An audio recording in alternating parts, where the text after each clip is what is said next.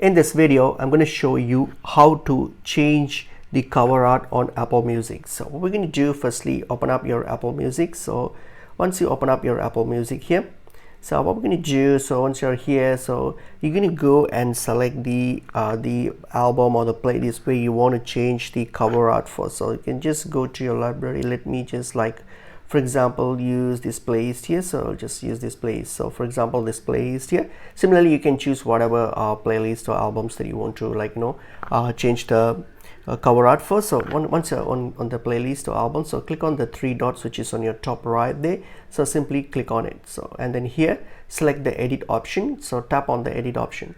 So from here you will get a little camera icon on the cover art there. All you have to do is tap on it.